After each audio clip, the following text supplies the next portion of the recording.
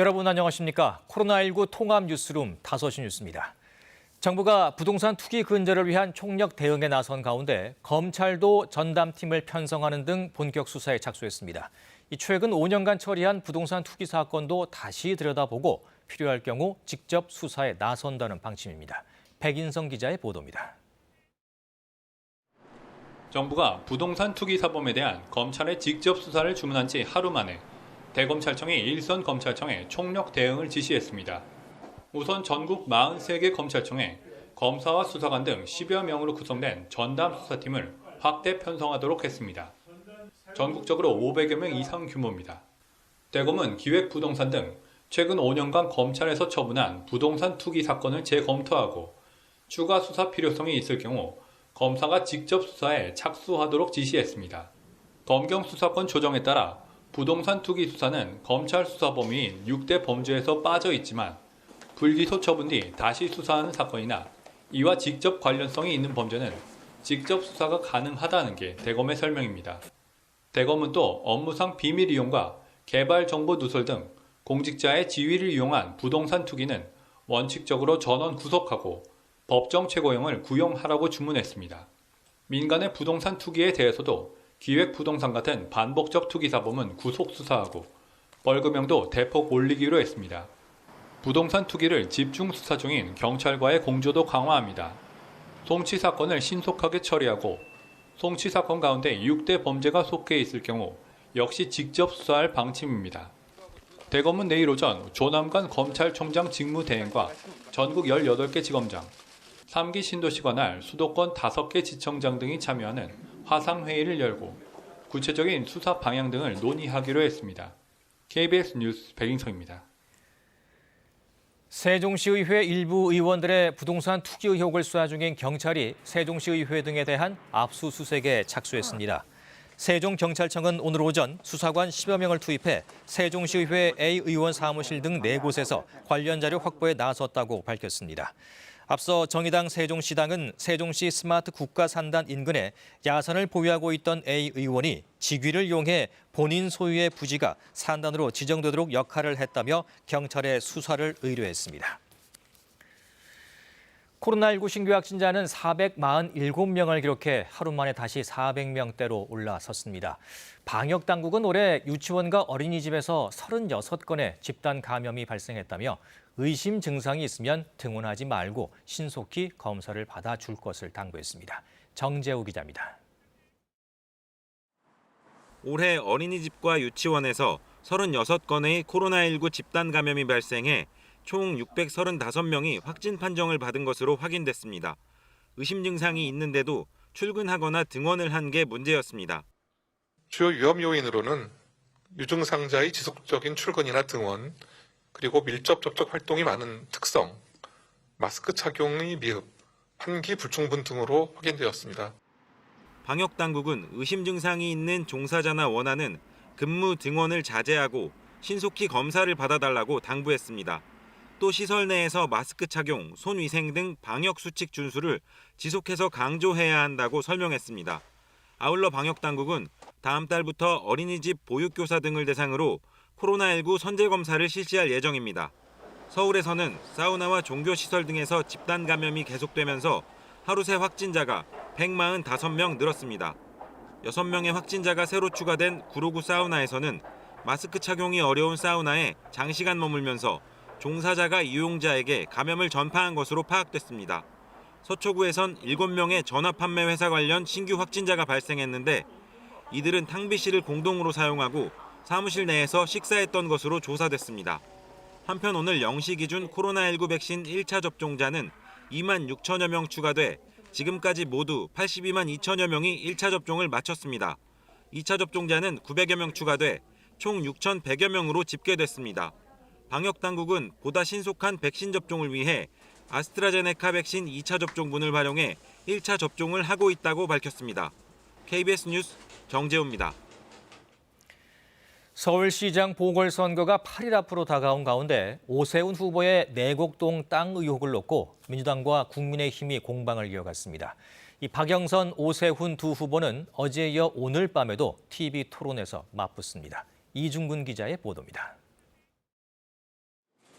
더불어민주당은 내곡동 땅 의혹의 핵심은 국민의힘 오세훈 후보의 거짓말이라며 공세를 폈습니다. 민주당 김태년 당대표 직무대행은 오늘 아침 원내대책회의에서 오 후보가 계속된 거짓말로 수습이 어려워지자 이제 기억을 탓하고 있다며 거짓말로 국민을 속이는 게 사안의 본질이라고 비판했습니다. 김 대표 대행은 이어 오 후보 처가가 토지보상금 36억 5천만 원 이외에 단독주택 용지도 특별 분양받았다는 의혹도 오 후보가 밝혀야 한다고 촉구했습니다. 국민의힘은 선거를 앞두고 다급해진 민주당이 흑색 선전에 매달리고 있다고 맞받았습니다. 국민의힘 주호영 원내대표는 오늘 오전 부산에서 열린 원내대책회의에서 보궐선거에 책임 있는 민주당이 당원을 바꿔 후보를 내고 다시 뽑아달라며 온갖 허위 사실로 상대 후보에게 생채기를 내려 한다고 비판했습니다. 주 원내대표는 이어 문재인 정부와 민주당을 심판하기 위해 투표장에 나와달라고 강조했습니다. 앞서 박영선 오세훈 후보는 어젯밤 첫 TV토론에서 맞붙었습니다. 박영선 후보는 5년 동안 30만 호 주택 공급을 약속하며 자신이 당선되면 부동산 시장에 변화가 있을 것이라고 말했고, 오세훈 후보는 현 정부의 부동산 정책 실패를 부각하며 재건축 재개발 물량을 서둘러 풀겠다고 강조했습니다. 오 후보 처가의 내곡동 땅 관련 의혹을 두고도 첨예한 설전을 벌였습니다. 말 바꾸기 세 번째입니다, 지금. 그렇죠? 자, 측량 현장에 가셨습니까? 안 가셨습니까? 안 갔습니다. 기억 앞에서는 참 겸손해야 된다고 생각을 하고요. 선거방송 토론위원회는 오늘 밤 10시 민주당 박영선, 국민의힘 오세훈, 민생당 이수봉 후보를 초청해 KBS에서 서울시장 후보 토론회를 진행합니다. KBS 뉴스 이중근입니다. 문재인 대통령은 오늘 신임 경제수석 비서관에 안일한 기획재정부 2차관을 임명하고 기재부 1, 2차관을 교체하는 인사를 단행했습니다. 안일한 신임 경제수석은 지난해 5월부터 기재부 2차관으로 역할을 해왔고 기재부 대변인과 예산총괄심의관 등을 거쳤습니다. 이혁원 신임 기재부 1차관은 지난해 5월부터 청와대 경제정책비서관을 맡아왔으며 기재부 경제구조개혁국장 등을 지냈습니다. 안도걸 신임 기재부 2차관은 기재부 예산실장과 경제예산심의관 등을 지냈습니다. 북한의 김여정 노동당 부부장이 최근 문재인 대통령의 미사일 관련 발언을 강도 높게 비난했습니다. 정부는 언행에 있어 최소한의 예법은 지켜져야 한다며 강한 유감을 표명했습니다. 강푸른 기자입니다. 김여정 부부장은 지난 26일 서해 수호의 날 기념식에 문재인 대통령 연설을 문제 삼았습니다. 전날 있었던 북한의 미사일 발사에 대해 국민 우려가 크다, 결코 바람직하지 않다고 한 대통령 발언이 뻔뻔스럽다고 비판했습니다. 특히 지난해 7월 문 대통령이 국방과학연구소를 찾아 남한의 탄도미사일 발사를 놓고는 한반도 평화를 지킨다고 한 것과 극명한 모순이라고 김여정 부부장은 주장했습니다. 김 부부장은 철면피, 후한무치라고 거친 표현을 동원했는데 미국의 강도적 주장을 빼닮았다면서 미국산 앵무새라고까지 문 대통령을 비유하기도 했습니다. 김여정 부부장의 오늘 담화는 2주 만에 나온 겁니다. 이 기간 북한은 최선희 부상, 리병철 비서 등의 잇단 담화를 통해 한미훈련 그리고 미사일 발사나 인권에 대한 문제 제기에는 상응한 대응 조치를 하겠다는 메시지를 이어오고 있습니다. 김여정 부부장의 담화에 대해 통일부는 강한 유감을 표했습니다. 통일부 당국자는 일부 표현 등이 대화와 협력 상대방에 대한 최소한의 존중이나 기본적인 예의를 벗어났다고 말했습니다. 다만 남북 대화의 흐름을 만들기 위한 노력을 유지한다고 이 당국자는 설명했습니다. KBS 뉴스 강푸른입니다. 미 백악관이 북미 정상회담 가능성을 묻는 질문에 바이든 정부의 접근 방식은 다르다며 차별성을 강조했습니다. 이전 트럼프 정부가 정상 간 논의를 앞세웠던 것과는 다른 길을 가겠다는 뜻을 재확인한 겁니다. 김기현 특파원입니다. 조 바이든 미국 대통령은 취임 후 가진 첫 공식 기자회견에서 북한의 추가 도발에 상응 조치를 경고하는 동시에 외교적 방식도 언급했습니다. But I'm also prepared for some form of diplomacy. 다만 비핵화의 최종 결과를 조건으로 삼았을 뿐 구체적 접근 방법에 관한 설명은 없었습니다. 이와 관련해 외교 방식에 북한 김정은 국무위원장과 추가 북미 정상회담이 포함되느냐는 질문이 나왔는데 백악관은 접근 방법이 다르다고 답했습니다. think his approach would be quite different, and that is not his intention. 전임 트럼프 정부가 이른바 탑다운 방식으로 정상 간 논의를 앞세웠던 것과는 다른 길을 가겠다는 뜻을 다시 확인한 겁니다. 이와 관련해 바이든 정부 구상은 동맹과 협의를 거쳐 마련된 대북 정책의 틀을 바탕으로 외교 경로를 통한 협의부터 시작하는 방식으로 현실화될 가능성이 높다는 게 일반적 관측입니다. And the conversations that we had with our allies and partners were very important in helping to inform that review. So I took a lot of what I heard back to Washington to share with the president. 실제 바이든 정부 대북 정책은 막바지 점검 단계에 들어섰다는 게 백악관 설명입니다. 이에 따라 이번 주 후반 한미일 안보실장 간 회동에서 관련 협의를 거치면 바이든 정부 대북 외교의 구체적 윤곽이 그려질 것으로 전망됩니다. 워싱턴에서 KBS 뉴스 김기현입니다. 반도체 등 부품 수급 차질로 현대자동차가 첫 전기차 전용 플랫폼 차량인 아이오닉5와 코나 생산을 8일간 중단하기로 했습니다. 현대차는 아이오닉5와 코나를 생산하는 울산 1공장에 다음 달 7일부터 14일까지 휴업한다고 밝혔습니다. 앞서 반도체 부족으로 세계 대부분의 자동차 회사들이 잇따라 부분 휴업에 들어갔고 국내에서도 한국 GM 부평 2공장이 생산량 절반을 감산했습니다. 지역별 코로나19 상황 살펴봅니다. 경기도에서는 117명의 신규 확진자가 발생했습니다. 교회와 직장 등에서의 집단 감염이 계속되고 있습니다. 이승재 기자입니다. 경기도에서 어제 코로나19 신규 확진자가 117명 발생했습니다. 신규 확진자는 지역 발생이 112명, 해외 유입이 5명입니다.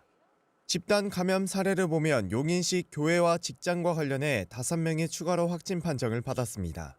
지난주 한 골프장 직원 1명이 확진되고 교회 교인 등으로 감염이 확산해 도내 누적 확진자는 26명으로 늘었습니다.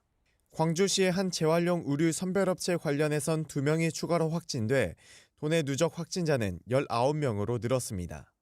이 업체에선 지난 13일 직원 2명이 확진되고 계속해서 직원과 가족 등 추가 확진자가 잇따라 나오고 있습니다. 성남시 외국인 모임과 관련해선 2명이 추가로 확진돼 누적 확진자는 37명이 됐습니다.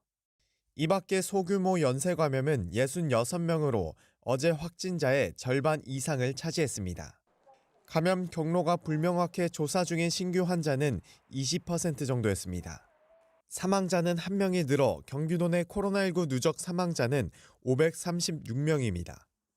한편 경기도는 봄 나들이 인파가 집중적으로 몰릴 것으로 예상되는 지역에 방역 관리를 강화하기로 했습니다. 경기도는 각 지자체를 통해 시민들에게 방문 자제를 요청하고 불법 주정차와 노점상 등 단속을 강화하기로 했습니다. KBS 뉴스 이승재입니다. 부산에서는 유흥업소와 관련해 확진자가 100명을 넘는 등 이 확산세가 심상치 않습니다. 부산시 당국은 사회적 거리 두기 상향을 검토하고 있습니다. 강예슬 기자가 보도합니다. 최근 일주일 동안 부산의 코로나19 확진자는 269명. 이 가운데 109명, 즉 40% 이상이 유흥업소 관련 확진자입니다. 지난 24일 유흥업소 관련 첫 확진 사례가 나온 후 감염이 빠르게 확산하고 있습니다. 확산세가 계속되자 보건당국은 부산 유흥업소 4,100여 곳을 대상으로 선제 검사를 벌이고 있습니다. 현재까지 종사자와 이용자 3,700여 명의 검사를 받아 21명이 확진 판정을 받았습니다. 하지만 유흥업소 특성상 종사자와 이용자들이 정확히 확인되지 않아 검사에 어려움을 겪고 있습니다. 아직 그 종사자나 업주들 분 중에 아직 검사를 받지 않은 분들이 좀 많은 것 같습니다. 특히 이 원도심에 지금 확진자가 발생한 곳에는 지금 검사가 많이 이루어지고 있으나 그렇지 않는 지역에서 이 검사는 조금 속도가 늦은 것 같습니다. 집단 감염이 발생한 연제구 복지시설 관련해서도 13명이 추가 확진 판정을 받아 관련 확진자가 47명으로 늘었습니다. 르노삼성 부산공장 직원 1명도 확진 판정을 받아 직원 275명에 대해 전수조사가 시행되고 70여 명이 자가격리 조치됐습니다. 오늘 하루에만 부산에서 63명이 신규 확진 판정을 받는 등 확산세가 계속되면서 부산시 보건당국은 거리 두기 상향을 검토하고 있습니다. KBS 뉴스 강예슬입니다. 전북 전주에서는 미나리 작업장과 사우나 시설과 관련해 연쇄 감염이 이어지고 있습니다. 이틀 사이 관련 확진자만 20명을 넘어섰는데 이 방역당국은 미나리 작업장에 있는 마을에 이동 제한 조치를 내렸습니다. 진유민 기자입니다. 전북 전주의 한 마을 미나리 작업장에서 지난 23일 함께 일하던 사람들이 잇따라 코로나19 확진 판정을 받았습니다. 방역당국은 확진자들이 비닐하우스에서 휴식하면서 감염됐을 가능성이 큰 것으로 보고 작업자와 마을 주민 등 80여 명을 전수검사했습니다. 추가 확산을 막기 위해 미나리 작업장이 있는 마을에 우선 다음 달 1일까지 이동 제한 조치도 내렸습니다. 방역당국은 확진된 작업자 가운데 3명이 외국인 노동자로 확인됐다며 이들이 생활하던 김제 지역을 중심으로 외국인 노동자에 대한 검사를 확대할 계획입니다. 전주시의 한 사우나 시설 관련 확진자도 더 나왔습니다. 확진자들은 여탕 이용자로 대부분 월 회원권을 끊고 사우나를 방문했던 것으로 조사됐습니다. 방역당국은 사우나 시설과 관련해 400여 명을 검사하고 100여 명을 자가격리 조치했습니다. 가지고 계신 증상에 대해서 의심하시면서 검사를 받으셨다면 조기 인지가 되고 감염 규모를 최소화시킬 수 있었을 텐데요. 연쇄 감염이 잇따르자 전주시는 상황에 따라 사회적 거리 두기를 2단계로 올리는 방안을 검토하기로 했습니다. 전라북도도 사우나 시설과 식당, 카페 등 공중 식품 위생업소를 대상으로 다음 달 11일까지 방역수칙 준수 여부를 집중 점검할 계획입니다. KBS 뉴스 진유민입니다. 온라인상에서 마약 거래를 하거나 성범죄를 저지른 20대들이 잇따라 경찰에 붙잡혔습니다. 코로나19 이후 온라인상 범죄가 늘고 더욱 지능화되고 있습니다. 박운 기자입니다. 20대 남성 A씨와 B씨는 메신저 프로그램 텔레그램에 마약 판매 채널을 만들고 가상화폐를 받고 마약을 유통한 혐의를 받고 있습니다. 이들은 지난해 8월 특정 건물에 마약을 가져다 놓고 구매자는 직접 만나지 않는 이른바 던지기 수법으로 마약 거래를 했습니다. SNS로 만난 여성을 상대로 신체를 불법 촬영하고 영상을 유포하기도 했습니다. 또 다른 20대 남성 C씨도 메신저를 통해 10대 청소년들에게 접근한 뒤 불법 촬영 범죄를 저질렀습니다. 용돈을 주겠다며 피해 청소년들을 유인했는데 역시 외국에 기반을 둔 메신저를 사용했습니다. 대부분의 사람이 메신저를 쓰고 가상화폐에 접근하기도 쉬워지면서 온라인상의 범죄가 갈수록 더 지능화되고 있습니다. 아무래도 보안성이 강하다 보니까 자신들에 대한 자료가 남지 않을 거다 생각하고 좀 그런 해외 계정이라든지 해외 SNS 많이 사용하는데 전북 경찰 통계에 따르면 지난해 기준으로 사이버 범죄는 5,700여 건으로 1년 전보다 17.2% 늘어났고 또 디지털 성범죄도 64건에서 93건으로 45%나 늘어났습니다. 생활 자체가 비대면으로 다 이루어지고 생활만 온라인으로 하는 게 아니라 불법 행위, 수익을 내는 범죄 수익의 구조도 온라인 속에서 이제 찾게 되는 거죠. 전문가들은 갈수록 교묘해지는 사이버 범죄를 막기 위해서는 아동 청소년 성범죄에 허용하고 있는 잠입수사 기법을 확대하는 등 적극적인 대책을 주문하고 있습니다. KBS 뉴스 박웅입니다. 아동학대 신고가 들어오면 전담 공무원 판단하에 아동을 부모로부터 즉각 분리하는 학대 피해 아동 즉각 분리 제도가 오늘부터 시행됐는데요. 하지만 자치단체마다 전담 공무원이나 보호시설이 턱없이 부족해 대책 마련이 시급해 보입니다. 한보선 기자입니다. 지난 25일 충남 서산에서 6살 아들을 여러 차례 때렸다가 붙잡힌 부모. 경찰은 이 부모로부터 아동을 임시 떼어놓긴 했지만 법원의 분리보호 결정은 다음 날에야 이뤄졌습니다. 이런 학대 피해 아동을 신속하게 보호하기 위해 즉각 분리 제도가 도입됐습니다. 법원의 분리 결정 전에도 자치단체 전담 공무원이 판단해 피해 아동을 쉼터나 위탁 가정으로 즉시 분리할 수 있고 한 해에 2차례 이상 학대 신고가 접수됐을 경우 재학대 우려가 있을 때도 적용됩니다. 하지만 전담 공무원이 아예 없거나 적은 자치단체가 많고 아동 보호시설도 부족해 문제입니다. 대전은 5개 구 가운데 4개 구가 현재 전담 공무원이 없고 충남도 15개 시군 중 천안과 아산을 제외하고는 아예 없거나 1명에서 2명에 불과합니다. 세종시도 전담 공무원 4명이 24시간 당직을 번갈아 서며 매일 2~3차례 현장에 출동합니다. 절대 안 하려고 합니다. 저도 이거를 제가 아동학대 전담 공무원인지 모르고 왔어요. 그리고 지금 2명 더 배치 말씀하시는 분들 계신데 이분들도 이 일을 한다고 하면 안 할까봐 그냥 이렇게 배치를 시켰어요. 때문에 즉각 분리 제도가 형식적으로 운영돼 학대 아동을 제대로 보호하지 못할 수도 있다는 지적입니다. 분리 조치보다도 더 중요한 것은 아동이 안전하게 생활할 수 있는 그런 환경을 만들어주는 것인데 그러기 위해서는 다양한 서비스가 필요하고 성급한 제도 시행에 앞서 충분한 전담 공무원 인력 확보와 다양한 아동 전문가 활용 방안이 필요해 보입니다. KBS 뉴스 한보선입니다. 식품에서 이물질이 나와 이가 상했다며 거짓 협박을 하고 돈을 뜯어낸 50대가 경찰에 붙잡혔습니다. 주로 영세한 업체들이 대상이었는데 소비자들 신뢰가 떨어질까 신고를 주저한다는 점을 악용했습니다. 정지주 기자입니다. 블랙 컨슈머라고 합니다. 악성 민원을 고의적 또 상습적으로 제기하는 소비자를 뜻하는 말인데요. 악덕 소비자죠. 물건 만드는 사람도 파는 사람도 참 힘들게 하는 사람들입니다. 최근에는 과자에서 이물질이 나왔다면서 돈을 뜯어낸 한 50대가 경찰에 붙잡혔습니다. 1mm짜리 작은 쇠조각입니다. 지난해 2월 50대 남성이 한 식품업체에 사진을 보냈습니다. 과자를 먹다가 이거 씹어서 이가 손상됐다고 주장을 했습니다. 보상금 10만 원을 달라.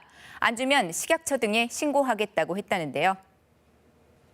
계속 문제를 삼겠다는 듯이 얘기를 하시니까 그리고 그 금액을 큰 금액을 요구를 하는 게 아니라 작은 금액으로 얘기를 하시니까 업체는 공정상 이물질이 들어갈 수가 없지만 현장 조사가 두려웠습니다. 그래서 돈을 보냈다고 하죠. 그런데 이거 자작극으로 드러났습니다. 한 곳이 아니었습니다. 1년 동안에 전국의 식품업체 110여 곳에서 1,200만 원을 뜯어냈습니다. 당국의 조사를 두려워하거나 법적 대응하기 힘든 영세업체들만 상대로 범행을 저질렀다는데요.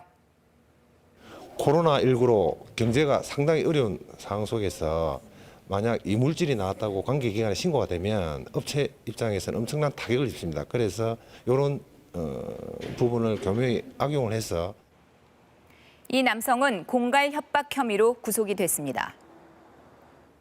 자작극입니다.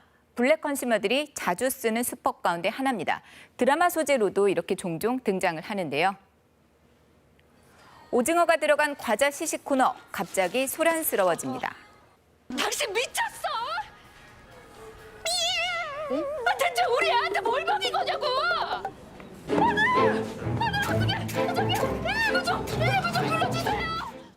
자, 이 일 때문에 주인공은 힘들게 구한 직장에서 해고가 됐는데요. 이번 일이 블랙 컨슈머의 자작극이었더라도 한번 추락한 제품의 이미지를 다시 회복하는 건 쉽지 않은 과제라고 생각합니다. 그렇습니다. 그 이미지 추락이 무서워서 업체들 알면서도 당한다는 거죠. 사례 좀 더 살펴볼까요? 온라인 쇼핑몰의 경우 반품 물건에 대해서 선환불 후 처리하는 그런 곳들이 있습니다. 이거 악용을 해서 돈만 챙기고 물건은 상습적으로 반품하지 않아서 고발된 경우가 있었고요. 최근에는 배달앱을 통해서 음식 주문 많이 하죠. 맛없다. 이거 고기가 너무 퍽퍽해서 못 먹을 음식이다. 이렇게 해서 환불을 요구하는 겁니다. 음식이다 보니까 한 번 나간 거 회수도 못합니다. 그런데 소비자에게 돈은 돌려줘야 합니다. 그거 안 했다가는 댓글 또는 별점 테러라는 거 당하게 됩니다. 가뜩이나 어려운데 울며 겨자 먹기로 음식 점주들이 속수무책 당하고 있는 겁니다. 중소업체들이 제일 두려워하는 게 블랙 컨슈머라죠. 그거 설문조사로도 확인이 됐습니다. 실제 집단소송제 확대 도입과 관련해서 중소기업 500곳에 의견을 물었거든요. 가장 우려되는 게 블랙 컨슈머에 의한 소송 증가다. 이렇게 답을 했습니다. 소송을 당했다. 그 사실만으로도 신뢰도가 떨어지고요. 매출도 급감할 수가 있습니다. 규모가 작은 영세 기업은 도산해까지 이를 수가 있기 때문입니다. 그래서 소비자들의 현명함이 요구됩니다. 악덕 기업, 악덕 판매자는 물론이고요. 블랙 컨슈머도 경계해야 할 대상입니다. 경찰도 허위 협박 등이 의심스럽다면 바로 신고할 것을 당부했습니다. KBS 뉴스 정지주입니다. 이어서 오늘의 주식 시황을 KB증권에서 전해드립니다. KB증권입니다. 오늘 코스피 지수는 미국 바이든 행정부의 부양책 발표 등을 주시하는 가운데 3,070선까지 올랐습니다. 코스닥은 외국인과 기관의 동반 매수에 힘입어 소폭 상승 마감했습니다. 오늘 코스피는 33.96포인트 상승한 3,070에, 코스닥은 3.96포인트 오른 958.06에 마감됐습니다. 전일 미국 증시 3대 지수는 헤지펀드 아케고스 캐피털의 대규모 블록딜 여파 속에 혼조세로 장을 마쳤습니다. 반면 코스피는 외국인과 기관의 동반 매수세가 유입되면서 1% 넘게 상승했습니다. LG전자가 호실적 전망 그리고 마그나 인터내셔널의 애플카 생산 기대감에 8% 넘게 올랐고 SK는 주주가치 제고 가속화 기대에 하루 만에 반등에 성공했습니다. 또 SK이노베이션이 최근 주가 급락에 따른 저가 매수세에 힘입어 9% 가까이 급등했고 KB금융은 나흘째 강세를 이어가며 52주 신고가를 경신했습니다. 반면 셀트리온은 외국인의 차익 실현에 7거래일 만에 하락 반전했습니다. 오늘 원달러 환율은 1원 90전 오른 1,133원 60전에 거래를 마쳤습니다. 지금까지 KB증권이었습니다. 황사가 조금씩 옅어지고 있고 황사특보도 모두 해제됐습니다. 하지만 여전히 세종과 광주, 전남과 부산, 울산, 제주도 등지로는 평소보다 미세먼지 농도가 많이 높은데요. 내일 대부분 지역에서는 보통 단계를 회복하겠지만 전북과 전남 그리고 제주도에서는 미세먼지 농도가 짙을 것으로 전망됩니다. 오늘 한낮에는 기온이 높게 오르면서 포근한 날씨가 이어졌습니다. 내일도 대부분 지역에서 기온이 20도를 웃돌 것으로 전망되는데요. 하지만 일부 내륙 지역에서는 아침 기온이 0도 이하로 떨어지고요. 그 밖의 지역에서도 한 자릿수에 머물면서 일교차가 10도에서 많게는 20도까지 벌어지겠습니다. 감기 걸리지 않도록 옷차림에 유의하셔야겠습니다. 현재 상공으로 먼지는 끼어 있지만 구름은 많지 않습니다. 쾌청한 하늘이 이어지고 있는데요. 내일도 고기압의 영향권에서 전국이 대체로 맑겠습니다. 다만 동쪽 지역을 중심으로 건조특보가 발효 중입니다. 불씨 관리 잘 하셔야겠습니다. 내일 아침 기온은 서울, 광주, 대구 7도, 청주 5도로 예상되는 가운데 일부 지역에서는 서리가 내리거나 물이 오는 곳이 있겠습니다. 낮 기온 서울 21도, 청주 22도, 대구 23도, 광주 24도까지 오르겠습니다. 바다의 물결은 제주 먼바다에서 높게 일겠습니다. 주말에 또 비가 내리겠습니다. 일요일까지 전국에 비가 내리겠습니다. 날씨였습니다. 코로나19 통합뉴스룸은 7시 뉴스에서 이어집니다. 시청해주신 여러분 고맙습니다.